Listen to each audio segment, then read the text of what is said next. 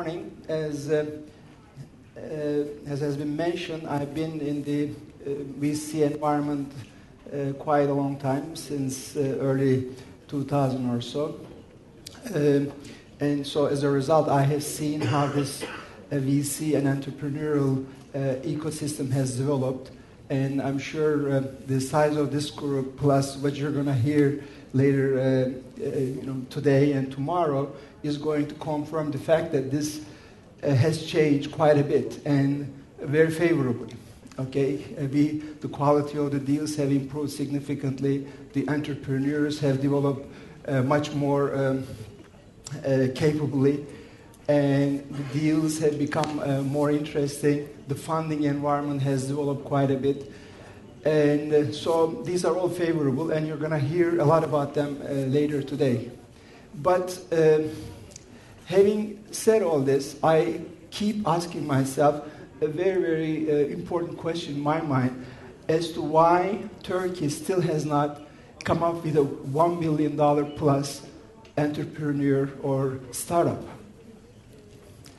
So the reason why I'm asking this question is because I think it's about time that we raise the bar and ask this question, because this question has a lot of significance to it. Because if you can imagine, if Turkey develops a $1 billion plus entrepreneur or startup, the messaging impact it would give to entrepreneurs, to the rest of the world, and its impact on Turkish economy overall. Do you agree with this? Do you ask this question to yourselves, why Turkey hasn't come up with a $1 billion plus startup? Is this a fair question to ask? Anyone disagrees with this question? You disagree with this question?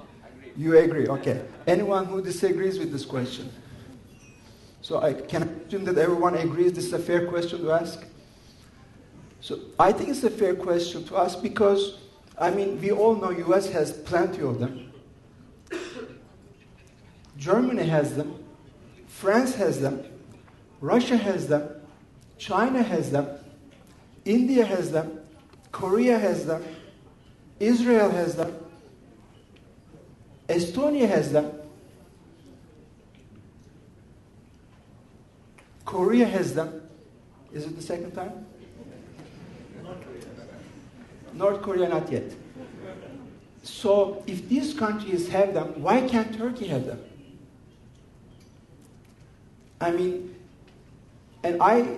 Yesterday, in preparation for this presentation, I sat down with one of our senior analysts. His name is Berktu.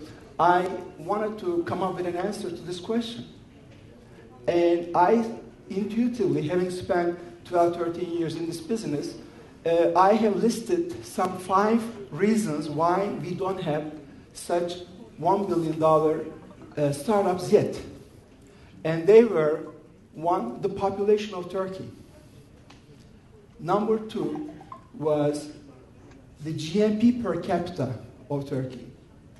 Number 3 was the income distribution of Turkey. Number 3 was productive adoption of internet. This quote-unquote productive adoption is my definition of, so I'll explain to you later why, what it is. And number 5 is the funding. So I said, I think these 5 reasons are constituting what I would call the market trap, which is the main reason why Turkey has not been able to come up with a $1 billion plus startup yet. And I said, why don't you go and spend some time, this happening late in the afternoon yesterday, and see if you can support these hypotheses with some data. And Berktu, being Berktu, very a dynamic guy, very smart, very capable, within half an hour he came back with some statistics that were as follows. It turns out Turkey's population is 75 million, whereas US is 300 plus, China 1.4, India 1.2, Brazil 300, Russia 150. So by population, we are really behind in terms of potential market for such startups to tap. The second item was GMP per capita. It turns out Turkey's GMP is around 10, 12,000 per year versus US 50, Germany 40, France 40, and the like. And the third, you may ask, why is it important? I'm sure many of you already have the answers for it. It is important because it shows the consumer's spending capacity. Okay, if the consumer has the money to spend, that means they can buy your services and products much easier and faster and more. And the third reason, income distribution. It turns out Turkey is doing rather poorly in income distribution. For example, there is a ranking that shows income distribution in all the countries, and in that ranking, Turkey is ranked as 58.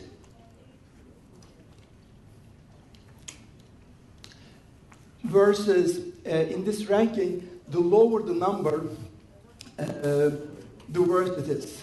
Okay, so 58 versus Germany in hundreds, France in hundreds, versus, interestingly, America 44. Okay, it turns out America is worse than us in terms of income distribution, but thank God Obama is addressing it in his national State of the Nation address. So, but the other four factors are so overwhelmingly in America's favor that income distribution doesn't matter so much in the case of America. So the fourth factor I mentioned was productive adoption of the internet. What I mean by productive adoption is we all brag about our number of Facebook members, our number of Twitter members, so on and so forth. But what does it mean in terms of real productive use of internet technologies when it comes to producing income? And how much revenue is that environment producing? And that is the key, what I would call productive adoption. And it turns out Turkey, McKinsey has a report on that, and it ranks countries by internet economies. And Turkey's ranking is 0.9% versus United States 4-something%, and Germany is around that area. So we are about 1/5 of those developed nations in terms of productive involvement with internet, although we might be in top ranking with Facebook and Twitter involvement. And the final point of my hypothesis was the funding, okay? And we are in this funding business, so we have a good feel for it. And again, it turns out Turkey's funding ranking, there's a ranking, VC attractiveness ranking, and it turns out Turkey is ranked as 44 versus America #1 versus Germany #7 versus India and China ranking even above Turkey. So when we add them up, all five of these factors, that's what make up the market trap that our entrepreneurs are faced with. So the summary of it is that our entrepreneurs are starting with a weak hand. It is not the same market condition that an entrepreneur in the USA or entrepreneurs elsewhere are who generated multi-billion-dollar startups are dealt with. So they are starting with an advantage. The sad part is that our entrepreneurs are falling for that trap. Okay, so they didn't have to fall that trap. They have, unfortunately, fallen that trap. I just would like to remind you, however, that I set up the bar high. Okay, I'm talking about entrepreneurs who want to start up billion-dollar companies. Okay, so obviously we cannot blame our entrepreneurs because it's very human to pick up the low-hanging fruits first. Obviously, the copycats, the local applicable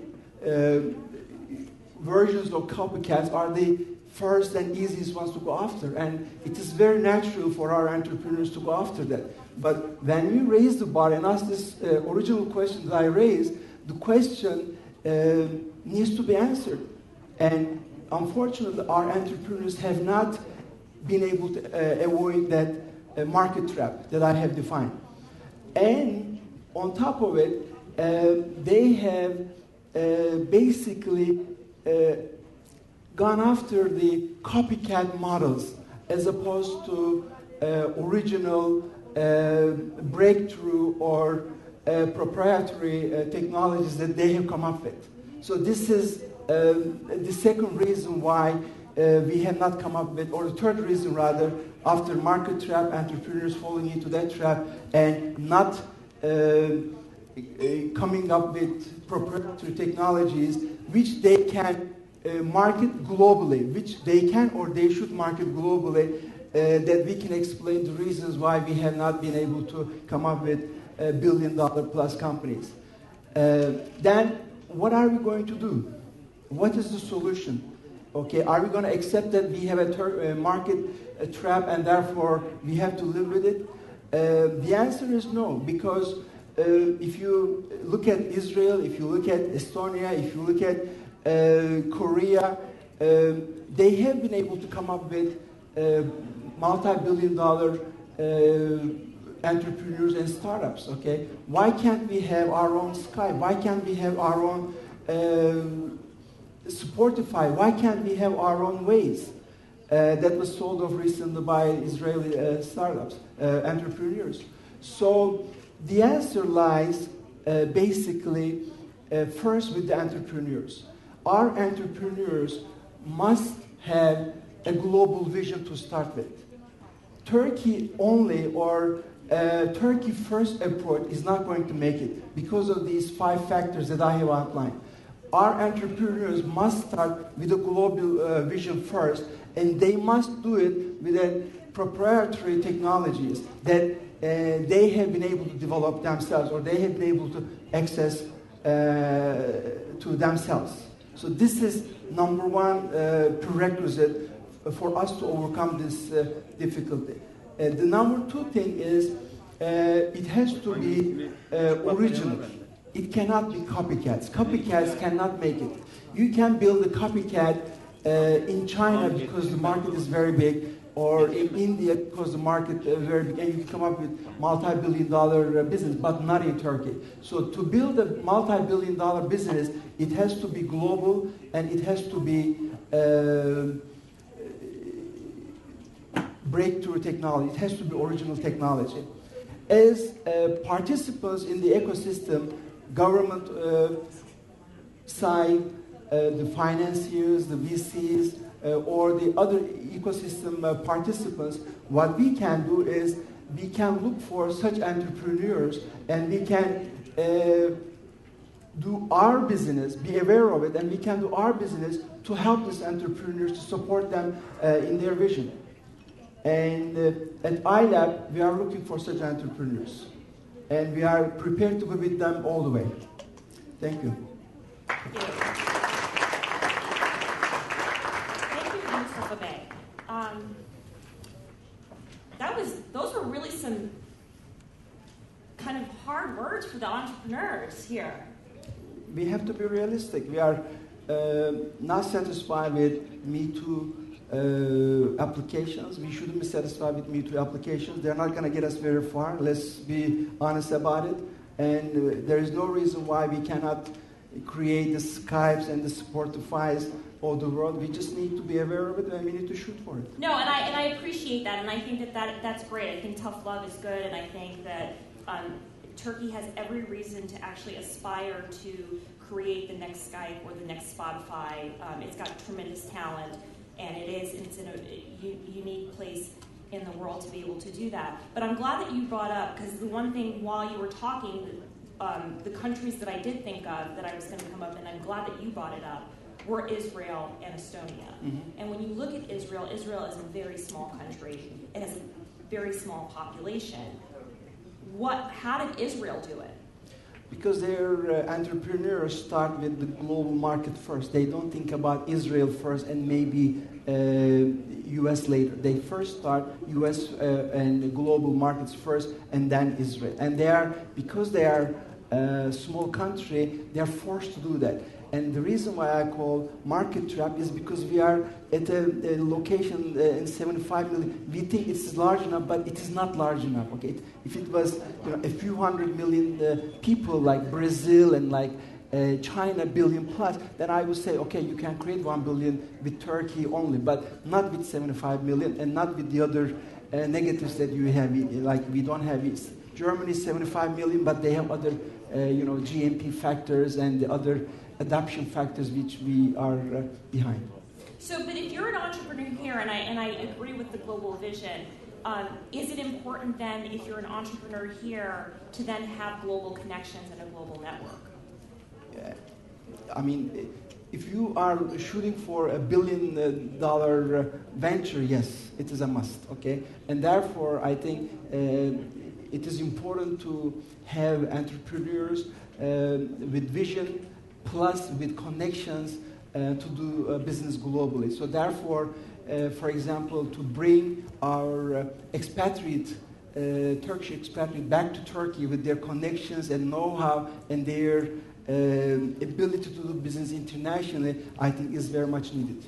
Great. Well, thank you. Everyone, please join me in a round of applause for Mr. Mustafa.